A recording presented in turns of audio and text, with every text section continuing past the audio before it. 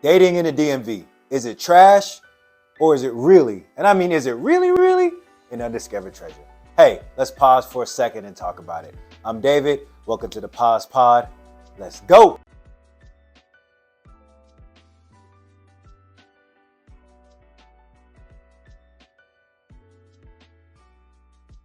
Welcome to the Pause Pod. This is David. And just as a reminder, if this is your first time checking in, the Pause Pod is just about me, myself, being a young man or old man or whatever you want to say in his 40s, taking the opportunity of a lifetime. I woke up one day and I asked myself, was I truly living up to my potential? And that answer was no. So that no led to me applying for a new job, moving to a new city, trying to gain new experience, and just hitting the reset button or just hitting pause on life past the age of 40 and saying, you know what, I'm gonna start over. Part of my journey has just been moving and living in the DMV. Now I want you to check out some of my other videos. I told you how I moved up here without even having a house hunting trip and just some other things. But today's subject has been something that every single time I have a conversation with somebody, it comes up. Shout out to Cannon Corey if you get an opportunity to check out his YouTube channel. When I say that brother is deep when it goes into dating in the DMV, I mean, that dude has over 100 videos. Interesting thing, and I'll go back to the subject. His and I stories kind of intersect. But anyhow, let me get back to dating in the DMV. It's something that I always hear about. Everybody says this has this one resounding truth or one resounding fact about dating in the DMV.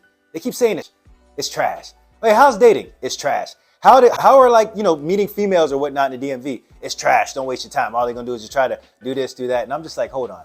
I needed to get my own perspective. Now, I will say this, tend to be a positive person, and I'm only 4 months into this, but 4 months into this, I came to my own initial observation. Is dating in the DMV trash? I'll give you my answer at the end. But first, let's just talk about why these people say dating in the DMV is trash. For the majority of part, every time I talk to people, they always talk about, well, this type of person does this, or this type of person does that, or I meet people that do this, or these females always tend to want to go to dinner and then they ghost me, or these guys only, or whatever. So I begin to ask some questions. That's the one thing about me. If you start talking to me, I'm going to ask you questions. And there's one underlying truth that I got to with just most of the people that I had conversations with. Everybody was so particularly caught on a type of person.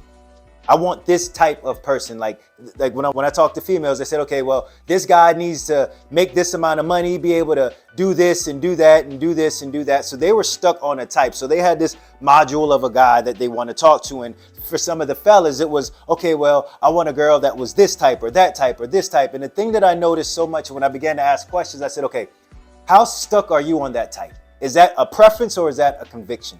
And anytime I asked when it got to the type of person, is it a preference or a conviction?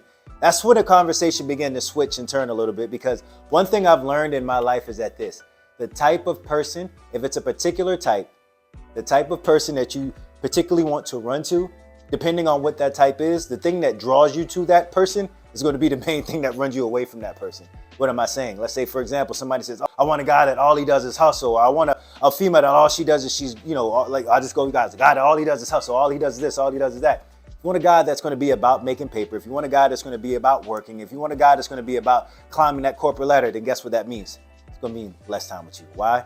Because you got to grind. Because you have to go to work, because you have to look for those ways and those promotions, a way to kind of market yourself to move up the chain. Or for some certain guys, they might be like, oh, man, I want my female to look like this, act like this, dress like this, blah. And the next thing you know, sometimes they'd be like, oh, well, man, now I don't know about this and that, because the same type of people that we get so honed into, what made them that particular type, sometimes without us knowing, that's the same thing that's going to draw us away from them. And I noticed that a lot of people were so stuck on these types. When I began to ask them, well, what does that type of person reciprocate and do for you? That's when the conversation really began to change, because it was more or less, well, I want them to have this, instead of realizing, well, not only what do I bring to the table, but what can they bring to the table? So types has been something that has really hamstrung a lot of people. And the reason why I want to talk about dating in the DMV is because there's a lot of like cool, like females that I've met out here since I've been here. And I mean, they're just like legit good women. And the thing is that they're just giving up on dating. And I'm just like, why are y'all doing that? Like, y'all are awesome. Like, can you just not have that type? Can you kind of get out and stop pigeonholing yourselves. And that's why, like, I'm gonna tell you right now, we're gonna talk about a whole bunch of other things when it comes to the dating in the DMV. But there's just two things I want to kind of just throw out. And this is kind of what started the conversation with them. This is going to start the conversation with us. And as I dive deeper into what dating in the DMV looks like, I should be able to come up with a true assessment on what I truly think it is. So I'll just tell you right now, do I think dating in the DMV is trash? From my narrow perspective, I've only been here a couple months.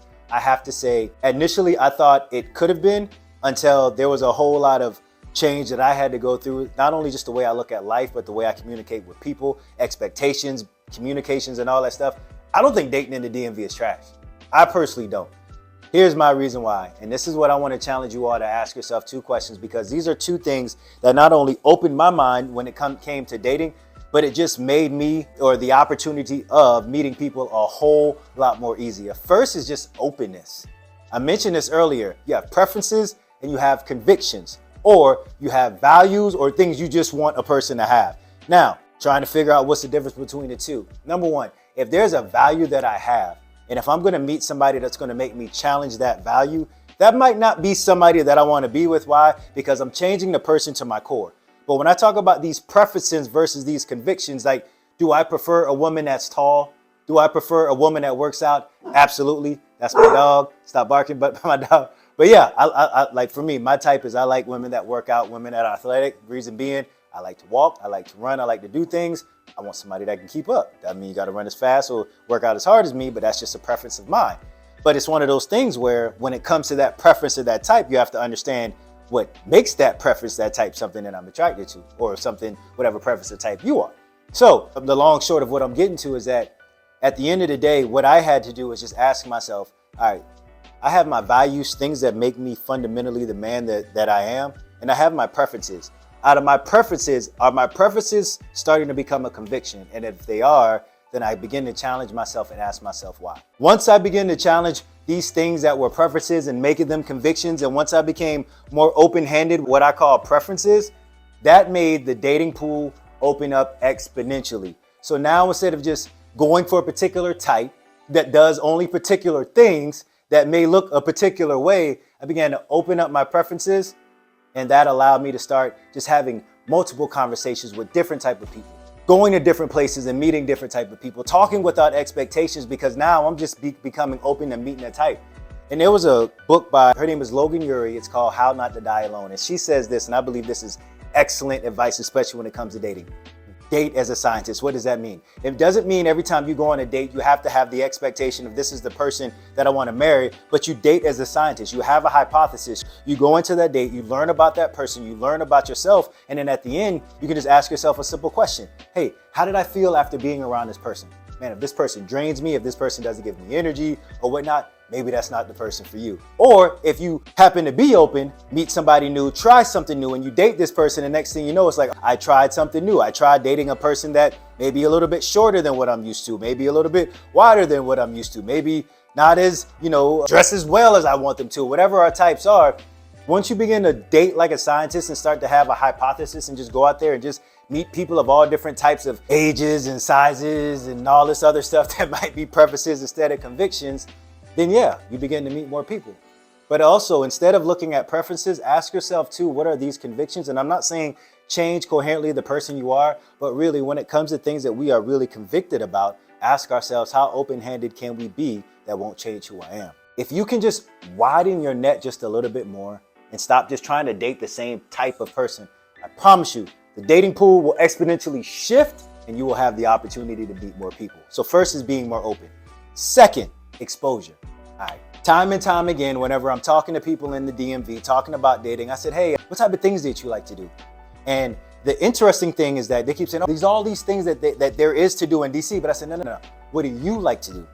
And they'll mention several different things, but they all fall in about 2 or 3 buckets, right? And that's just their comfort zone. But to them, they don't know it because they may say, well, I like to go to this festival or that festival. And I'm just using festivals as an example. But let's just say at the end of the day, it's just, I like to turn up during the day. I like to party. And this is where I meet most of my people when I'm out doing partying or if I'm out just, happy hours. None of those things are wrong. What I'm saying is this. If you find yourself just doing the same type of thing looking for the same type of people, but you only change it by just maybe changing the zip code or going out and doing the same thing with the same type of people 5 miles away, then you're essentially doing the same thing, meeting the same type of people, but just in a different location. Not full force. I totally understand new people can be in different locations, but if it's the same type of thing and you're meeting the same type of people, then maybe try doing something different. Go back to that scientist type of deal. Instead of just doing these 3 or 4 things that, if they break down to these certain categories, try to go into an art museum, go to Eventbrite, try speed dating, try a singles event, try like a book reading, just try something new. Matter of fact, ask yourself a couple questions and this helped me out. What is something that you like to do? When you figure something, maybe 2 or 3 things that you like to do, find out where there's a group of people that like doing what you like to do and go out there. The reason being, and I learned this in a book called No More Mr. Nice Guy right here. The interesting thing about this book is that, and this is a theory that I use, is that when you're out doing something that you like to do with people that like doing the same thing, you've already met that common ground of having like interests. Now it's up to you just to have conversations. So that's just an easy cheat code of getting out, getting more exposure, doing more things, meeting different types of people that possibly like doing the same thing as you.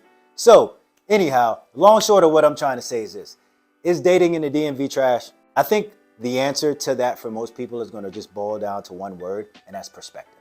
What perspective do you have on there? Are you still stuck in this meeting, trying to meet the same type of people, even though you've been kind of doing the same type of things for as many years long as you've been trying to do it?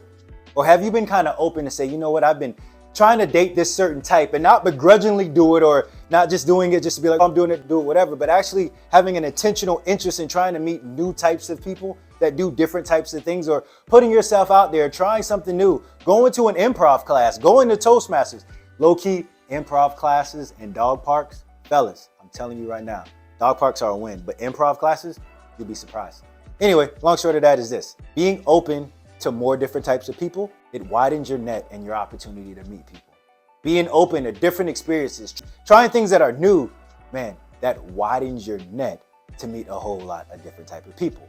So I've just done those 2 things. I've been a little more open on the type of person that I want to date with my preferences and convictions, and I've been extremely open, not that wide open, but I've been extremely open with things that I'm interested in doing, whether it's going to museums. This past weekend, I had an opportunity to go run around and walk around the National Mall to go see the cherry blossoms.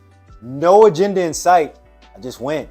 Or even trying new coffee shops, sitting there, reading a book, doing something that I like to do in a place with people that are doing the same like-minded thing, and it's easy to start a conversation. Cheat code, do things that you like. And when you see people doing the things that you like, you already have it in conversation. So anyway, dating in DMV, is it trash?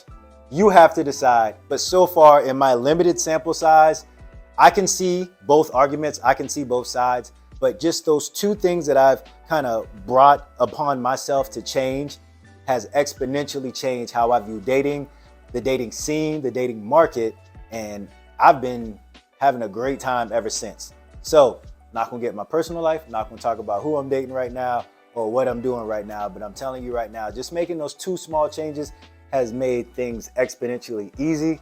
And guess what? I've been having a whole lot more fun trying to date and meet new people. And it's cool.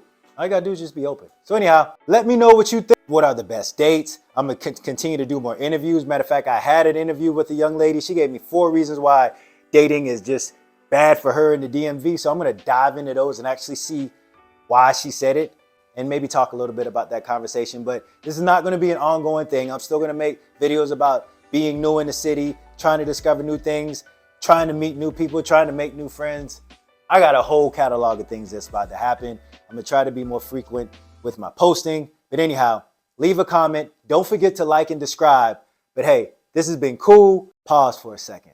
Let's talk about it. Holla at y'all later. Peace.